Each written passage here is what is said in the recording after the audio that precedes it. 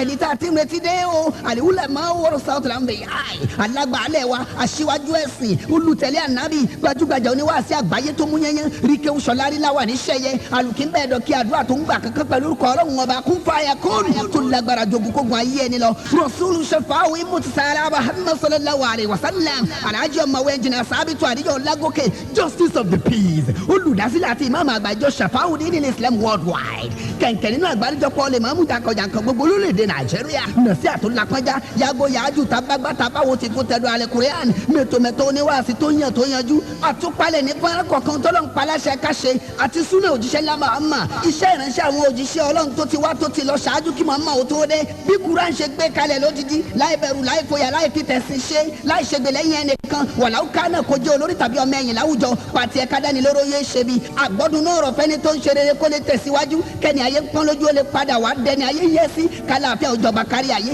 agbára tó ń wo ni sàn lọ́fẹ̀ẹ́ nínú ìjọ Shafa'udeen ìlòdì sí alákatakítí ẹ̀sìn kagbọ́ra ẹni yé káfà pẹ̀rẹ̀ rere lélẹ̀ ẹ mọ̀ mi kẹ́ tó sinmi lọ́lọ́run wí o wà jáde náà sòrò rà ó yá ká tẹ̀lé àfinimọ̀nà ó la kájọlá ṣẹkẹrẹ gbẹdù ìmọ̀ àtàgbára gbàgbára tọ́lọ́ ń gbọ́lẹ̀ fún sábìtù lẹ́yìn ètò yìí ká dẹni ọ̀tún pẹ̀lú ìkẹ́ tó kún rẹ́rẹ́ àtọ́là tó pọ̀ ó yá o bisimilayi rasul. A'udhu billahi minash shaitanir rajim bismillahir rahmanir rahim.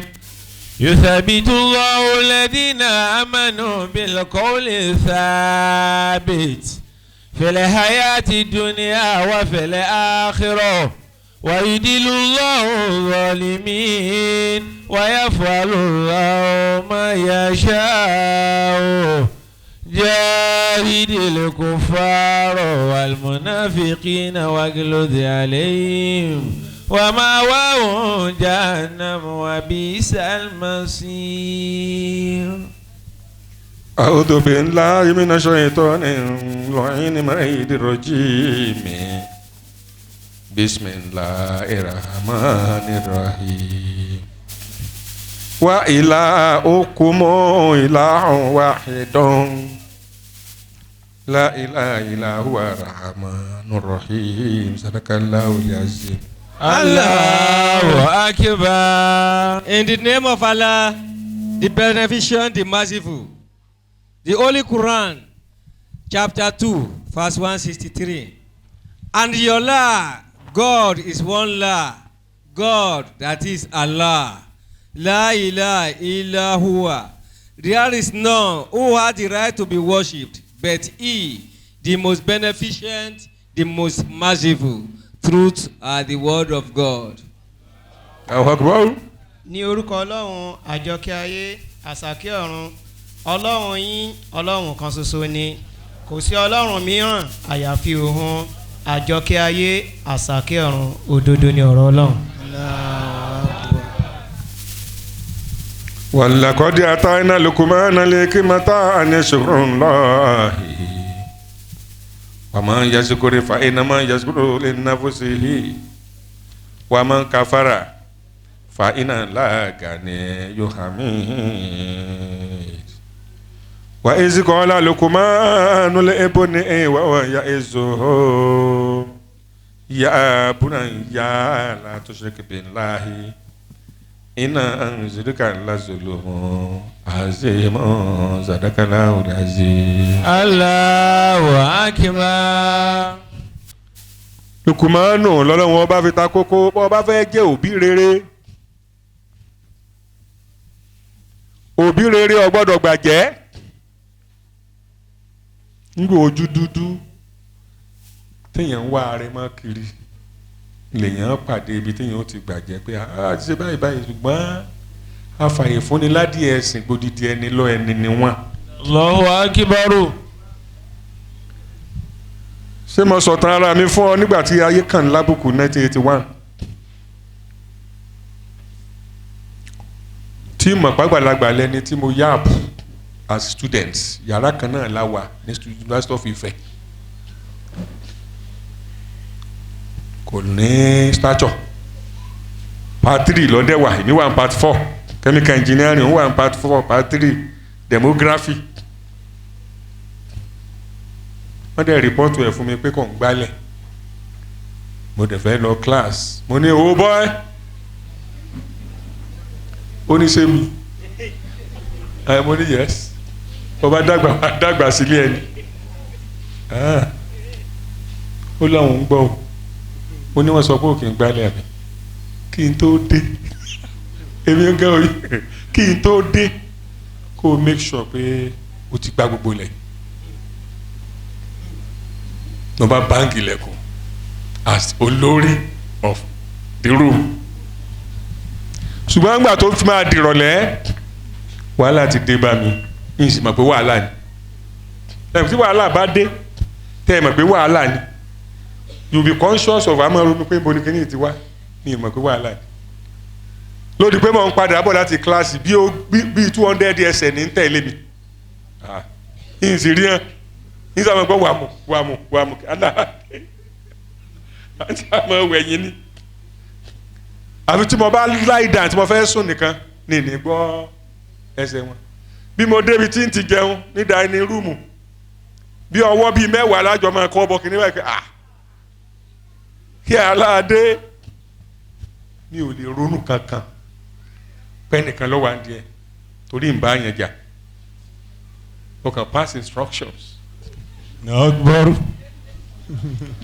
kíní yẹn wá ti ṣe mí fún bíi 2 weeks kí n tó láǹfààní àti wá sábà ńlá láti fẹ̀ mi ìyáálé gangba mo débàdàn area brother wa kan bọ̀dá àjí mo bá lọ rojọ́ fún wọn àṣà kan máa wo bọ̀dá àjí bíi bọ̀dá lásán ni àṣẹ tí ń bẹ nú ọ̀fà ó tún jòjé lọ ó ní tẹ̀lé mi láti Ọ̀rànyàn Èṣù Àwẹ̀lé ńlá tí a lọ sí ìta baálé Olúgbòde akókọ̀rọ̀ kan labá kó lé rẹ̀ yàrá kan náà tí ń lò ń bẹ̀ lọ́ba mú mi wọ bẹ̀ ní bá ń bògiri sọ̀rọ̀ ní wọ́nrán sọ ìpàlà kọ̀wé sí lèmi mo ti di ẹ̀sẹ̀ kan báyìí pé tó bá fẹ́ yí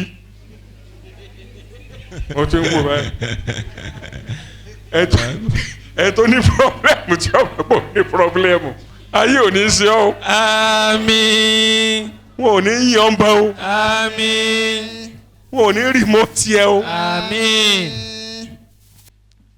Ọlọ́run bá yàn jà ni o ní bá yàn jà mi ò ń jà mo ní báyà àwọn girlfriend tí mo fẹ́ fi wọ́n sí. ó ní gbàgbọ́ ọ̀pọ̀ ilé ilé ìgbẹ́nu ẹ̀sùn wọn ti pa ọ́ tán èmi sáré pé òun ẹ̀ṣẹ̀ jìrètì ni nípa bó àgbàlagbà á kù lọ́ba jà o ó ní borí ẹ wá ní wọ́nrán ó tún ti wí tí ó wí wọ́n láti bẹ̀ wọ́n máa lọ mo ní bọ̀dá yìí ò serious so ìyá ìgbàgbọ́ tí ń ṣaráyé tó fi já pé bí wọn bá tí ì fún yín ní nǹkan mu bí wọn fún yín ní nǹkan jẹ wàhálà ní ìṣẹ̀ǹṣe sátò nìyẹn wàhálà kó tó tọ́kì látòjé tí mo fi dé fẹ̀ mo fi relieved mo ti gbàgbé gbogbo problem mi kò ajé ń tètè tún lè ronú pé ibi nǹkan yìí ti wá ní. àwa ń sun siesta after 2 weeks òun ń sun double bunk lókè èmi ń sun sàlẹ̀ mo kàn tají ni ọkàn mi kàn lọ ọbẹ̀ ni pé ẹ̀ ti ń ṣe ọ́nù ayi mo wá nígbà kò tí ì jí sì hàn án mo wá fi ojú kan mo tì í mo ń fojú kan wò pé ìgbà tó bá máa dìde kémi náà dìde máa lọ́rùn kí n tètè lọ bẹ̀. bó ṣe ṣe báyìí tó nínú àbáyé kan gbẹ bẹ́ẹ̀ mo kàn nà pa ó ní mo kàn dùn báyìí ní sọ tó fẹ́ bú mi ni mo ní ìbú yín sáà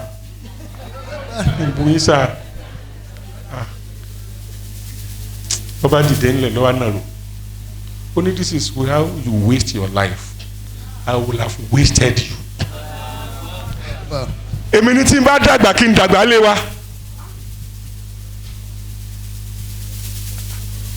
o ti bá àwọn àgbà rìn wọ́n ní Ṣóyínká tẹ̀ ń tẹ̀lé káàkiri méètì mi ní mo kọ́kọ́ wo kìnìún ọ̀nlẹ̀ mo wo Yínká bíi jáyàǹtì tó tún fẹ́ kúrò mí ni èṣù bẹ́ẹ̀ láyé ọmọdé ntí ẹ ń ro yàtọ̀ sí táwọn àgbà ń ro ìrírí lágbàlagbà fi ń ronú. ó ní Abẹ́òkúta grams làwọn jọ lọ ó nítorí pé wí ọ̀yá mi èmi ni tí n bá sàn repeat ẹni tí n bá àní ẹ fẹ́ mi nítorí ọ̀bálẹ̀ ibi tí ó wá burú ń bẹ̀ tí mo fi máa ń wá tí mo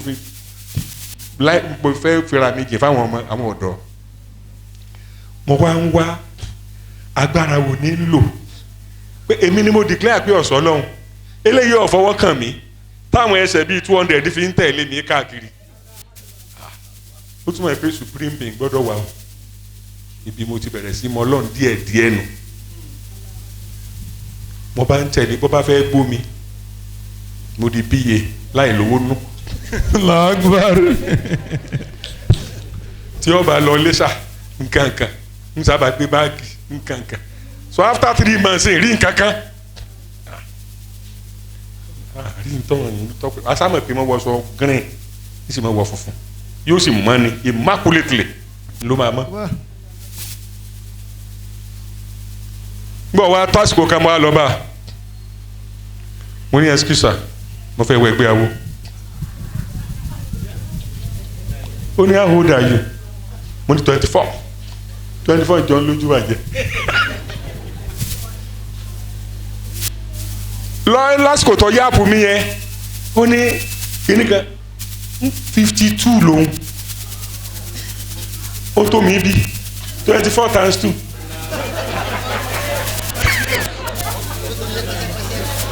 ọ̀ràn táwọn ọmọ wa ń dá lé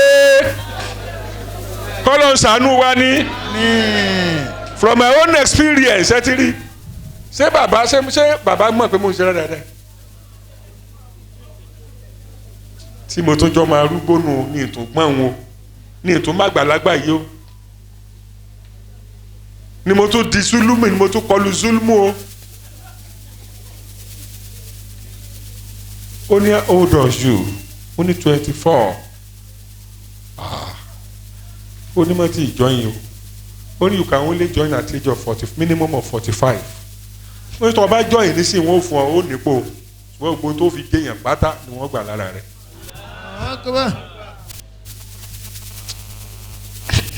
mo ṣe ráyè fún ọlọ́dọ̀ rẹ̀ nu pé eléyìí ọlọ́ta nù ọ̀fẹ́ fi nǹkan hàn mí ni tí mò ń rò ó nìyẹn. So the impact of it is now nígbà mo wá di ẹni tí ń ṣe tọlọ́hun mo wá bẹ̀rẹ̀ sí ronú lórí pé kí ló dé tí nǹkan èṣù tó fi lágbára tí fi máa tètè jẹ́ tá a wá ṣàdúrà ṣọ́ọ̀ṣì mọ́ṣáláṣí tí ò fẹ́ múnádóko. The dedication and commitment of the people of the underworld is very high. bí ẹni wọn ó mú abẹ́ wọn wá wọn ó fún wọn bí ẹni wọn ó gé kankan wá wọn ó fún wọn. tí wọ́n bá ní ẹ wá dáwó mọ́ṣáláṣí tàbí ṣọ́ọ̀ṣì ọmọ bó ṣe máa ń rún mú ṣérù wọn lè donate nǹkan nínú ẹgbẹ́ lọ́hùn. So commitment wọn high.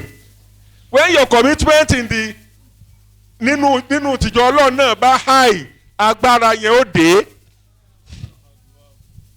èyí ni mo fẹ́ kó ń kálukú ó mú dání lákọ̀ọ́kọ́ Ọlọ́run là gbọ́dọ̀ kọsẹ̀ lára àwọn tí wọ́n jù wá lọ àtàwọn tó bí wa. kí n bẹ̀rẹ̀ látòrí bíbélì kí n tó lọ Quran 17 verse 24 23 to 24. Proverbs 30 verse 17. ó ní ojú tí ó sín bàbá rẹ̀ jẹ àtèyí tí ń gan bàbá rẹ̀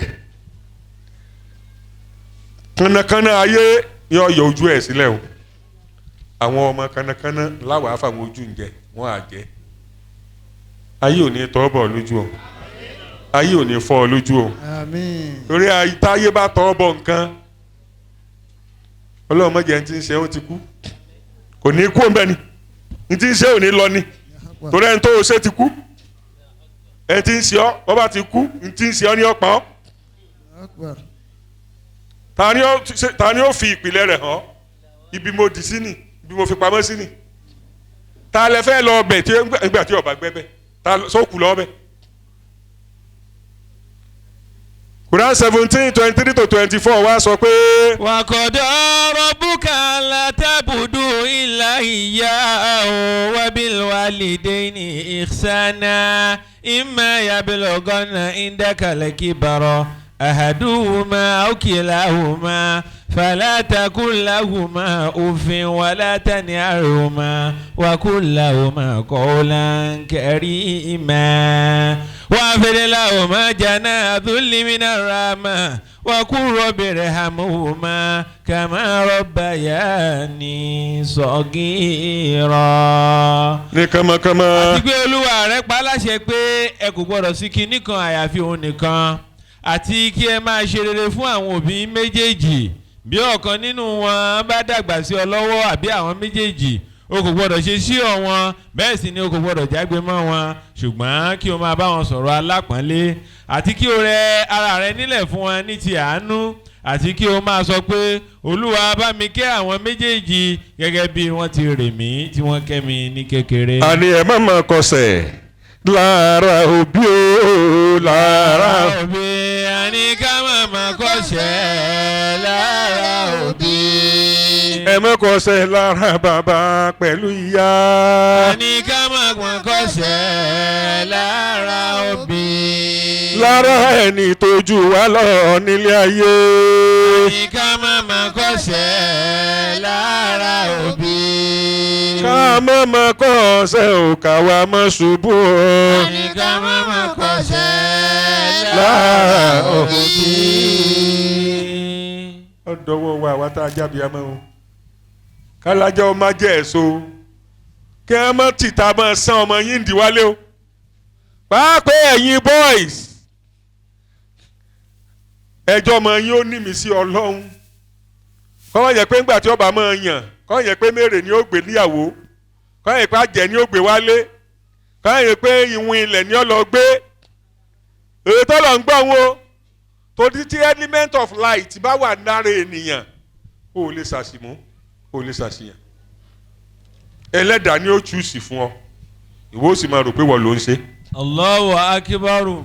ṣùgbọ́n ọmọ tí ò ní lánàá ọmọ tí ò lẹ́sìn ọmọ tí kàn ń gborí kiri nígbà tí ọba ṣàyọ ṣàṣàkùsà náà nínú ayé náà ni so o ti rí i pé kì í ṣe àwọn ẹlẹ́sìn nìkan lọ̀rọ̀ yìí bá wí gbogbo wa pátápátá tá a jẹ́ human beings we must be cautious and we must accept God in principle to dominate our lives for us. Allahu akbaru.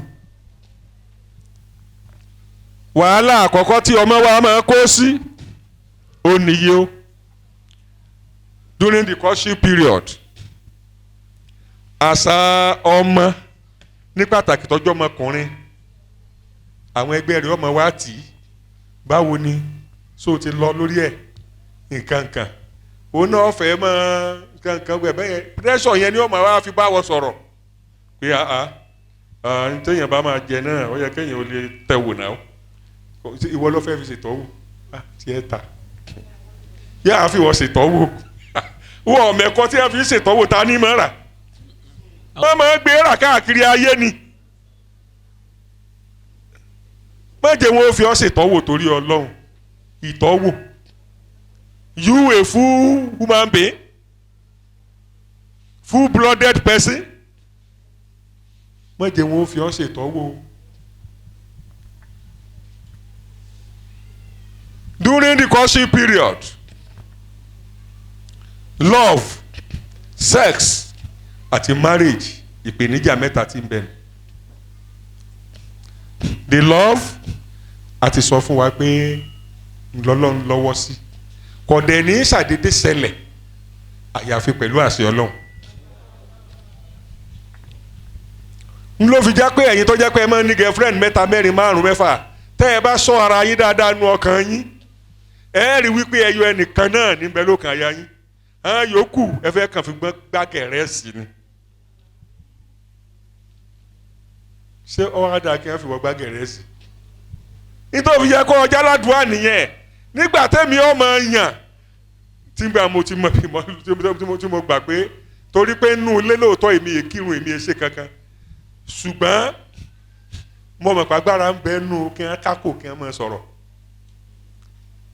níjọ́ mo kọ́kọ́ fẹ́ lọ bá ẹni nílé mo lórí awọ fún ọ ní o. Allahu Akbar. Yàmúnikù jẹ́ ọgbà fún mi jẹ́ ọgbà fún mi jẹ́ ọgbà fún mi jẹ́ ọgbà fún mi. Tóbìnrin bá gbọ́ níṣó ìrònú rẹ̀ ní ọ̀pọ̀. Ni mo bá ọ̀rẹ́ mi mo fi ṣàtẹ̀gùn wọlé o àwọn àgbàlagbà àgbà rẹ̀ wọ́n fún ọ wọ sáyé rẹ̀ dáradára. Ara àbò ń wọ́ ìyún tó ọ̀ ni. Ayamuto lọ́mọ ṣe ni mo bá ti fàwọn ọ̀rẹ́ mi ṣàtẹ̀gùn wọ pálókè luckily for me ó jókòó síbẹ̀ mo wá sọ àga tí mo fi lè jókòó tọrọ mi fi lè máa wọlé. Allahu Akbar. mo kàn jẹ́ kò sì lé mi mo ní in fact ṣe pé èbó ìjìnà sí alábòsí lẹ́nu èbó bú.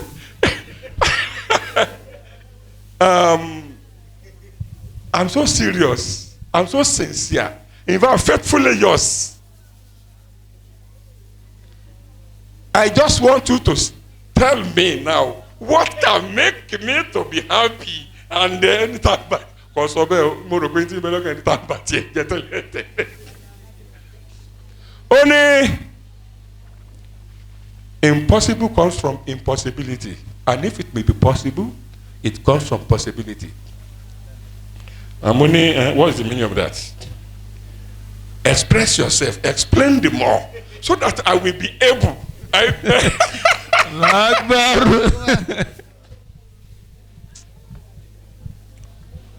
Only that is the only thing I will say today.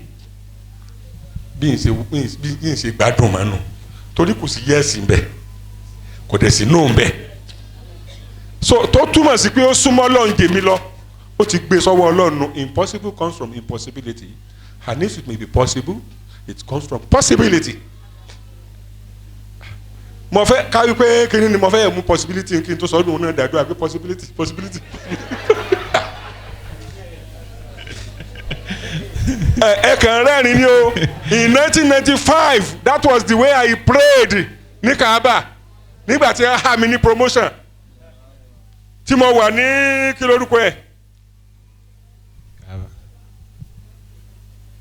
Makama Ibrahim mo yẹn náà fìlà tán ní kankan ní béèrè tó fẹ́ mo ní kí ní nǹkan tí ń béèrè promotion nǹkan mo ní ẹ ti láwọn ò ní fún mi wọ́n ní ṣe ẹjọ́ lọ́ọ̀ni kọ́rí sí báàkà mo bá dúró mọ́kàbà promotion